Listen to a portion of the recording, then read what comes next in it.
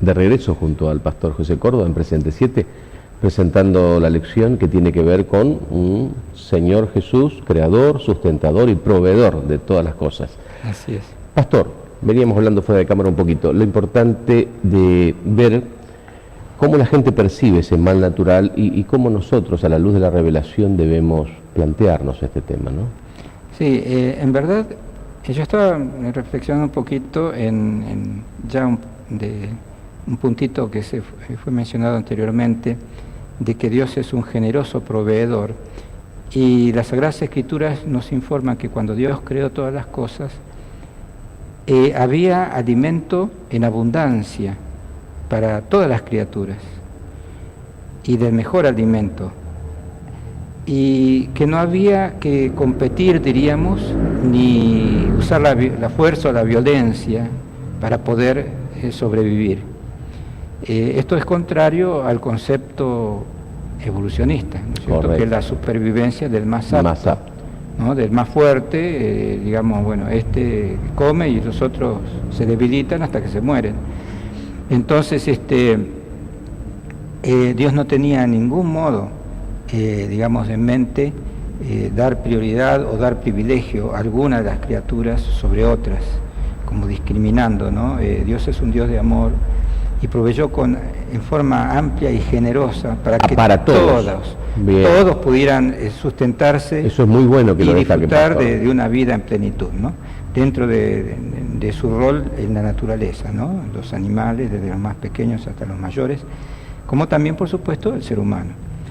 Ahora bien, surge un cambio, digamos, en el momento cuando la humanidad, representada en ese momento por Adán y Eva, nuestros primeros padres, rompen relaciones o por lo menos se rebelan contra las órdenes de Dios por un tiempo, por lo menos un pequeño tiempo, hasta que luego vuelven a buscar la armonía con Dios, pero ya ese orden perfecto, original, se rompió y digamos, entra en este mundo, entran agentes ajenos a los que Dios había creado, que eran agentes sobrenaturales.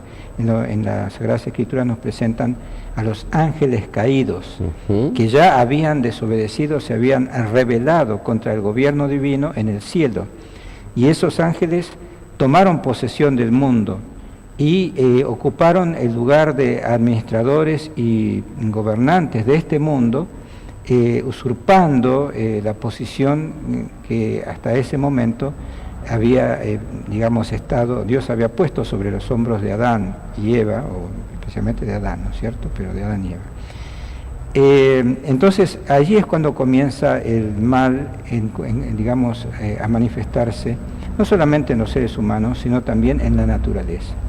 La naturaleza comienza a sufrir alteraciones provocadas de alguna manera por las fuerzas enemigas o las fuerzas que querían hacer difícil, digamos, la vida de los hijos de Dios en este planeta.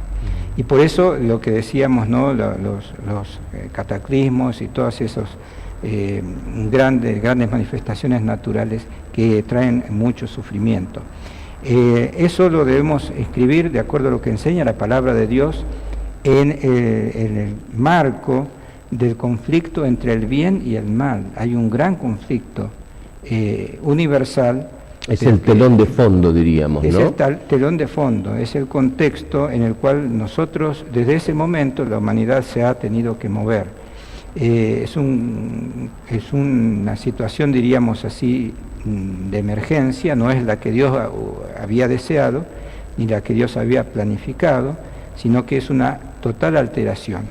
Y bueno, digamos, la naturaleza ahora, por supuesto, no se encuentra en esas condiciones. Sin duda que originales. frente a tantas situaciones que nosotros tenemos de ese mal natural que se manifiesta de una manera dramática y que pareciera ser cada vez será mayor, porque todo indica que hay una multiplicación de hechos relacionados con terremotos, inundaciones, cataclismos, o sea, están todos los aspectos de la naturaleza, donde hay millares de vidas que muchas veces pareciera que se perdieran. Uno no tiene respuesta respuesta para todas esas inquietudes humanas que uno ve frente a tantas cosas que nos parecen tan injustas humanamente, frente al supuesto gobierno de un Dios de misericordia y de bondad, pero que por alguna extraña razón Dios lo está permitiendo. Ya está el libro de Job, la lección lo plantea muy bien, sobre la factibilidad de cantidad de inquietudes que Job tenía y que él mismo las sufrió en carne propia, de pérdidas tremendas, y que sin embargo Dios después en un diálogo directo le fue explicando y aún le planteó otras inquietudes que Job quedó en silencio porque ya no tenía que responder, porque Dios fue más lejos todavía en las inquietudes que las que él mismo se había planteado. Por lo tanto, llega un momento que uno sabe que hay algo detrás de todo esto, y en el contexto del gran conflicto una enorme cantidad de respuestas tenemos. Claro, aunque no todas de repente. Indudablemente. No todas.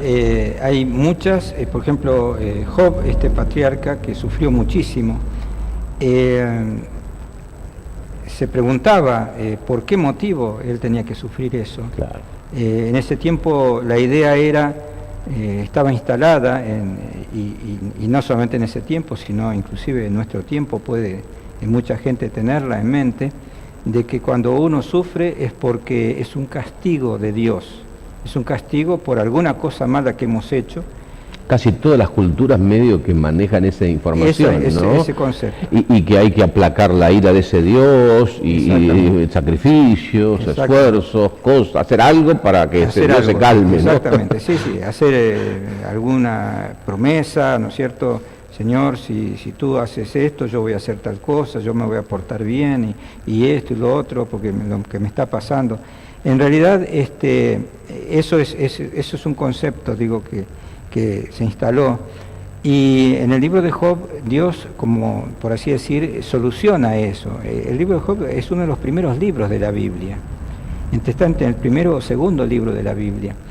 Y Dios ya desde el principio, porque es un libro escrito por Moisés. El gran profeta, ya, digamos, quería aclarar ese concepto, para que los hijos de Dios, que también iban a padecer y sufrir, y comprendieran de que eso no era un castigo, sino que era nada más que un contexto en el que había que desarrollar esta experiencia. Claro, ¿no? era algo, digamos, aunque él no quedó con la respuesta, no quedó claro por qué motivo Dios permitió que Satanás, que Lucifer, que lo atacara de esa manera y lo arruinara de esa manera.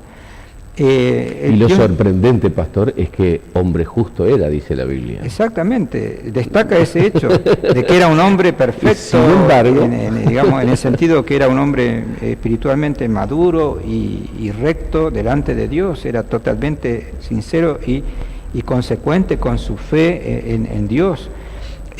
Su vida, sus hechos, todo era una demostración, un testimonio de que realmente era un fiel hijo de Dios.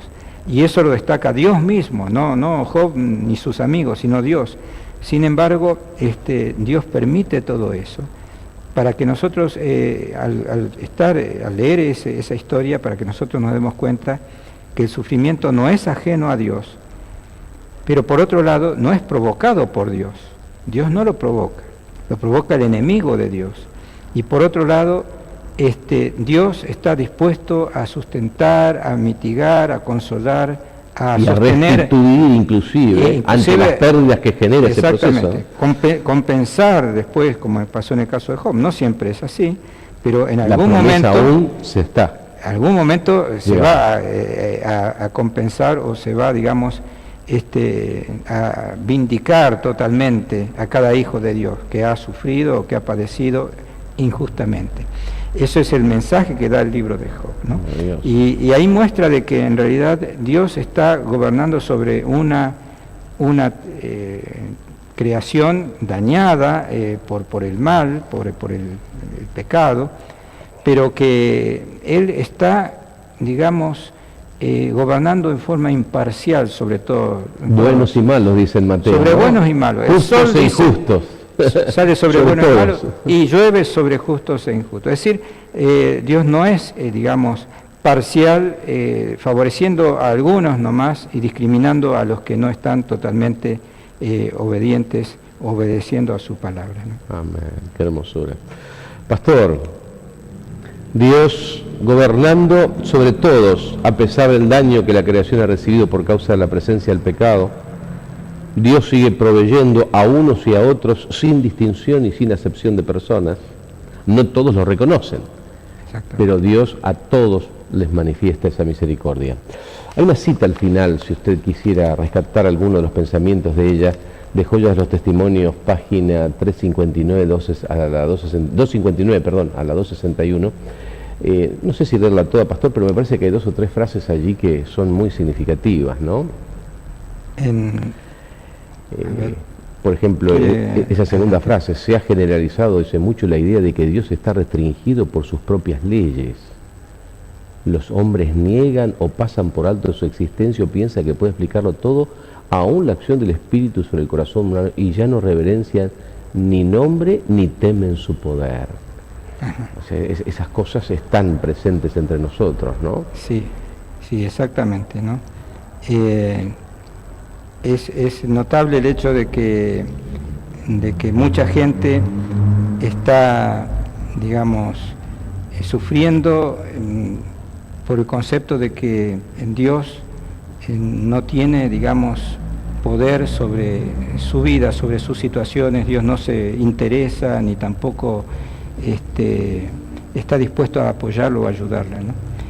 Vemos que acá se menciona eso, que Dios como que está limitado, pero la palabra de Dios nos hace ver de que el Señor quiere sustentar a cada criatura en cualquier necesidad. Los que hoy nos están escuchando, que están pasando por una situación de dolor y de dificultad, saber de que ese Dios proveedor y sustentador está prometiéndole que no lo va a dejar ni lo va a abandonar. Aunque el mundo lo haya concebido equivocadamente, aún Dios está en el control, en la soberanía de nuestras vidas, de la naturaleza, y tarde o temprano Dios restituirá todas las cosas. Qué hermoso, pastor. Amén. Qué lindo. Ya regresamos. En el siguiente bloque que vemos junto al pastor José Córdoba, va a tener un momento muy especial. Ya estamos volviendo. Gracias.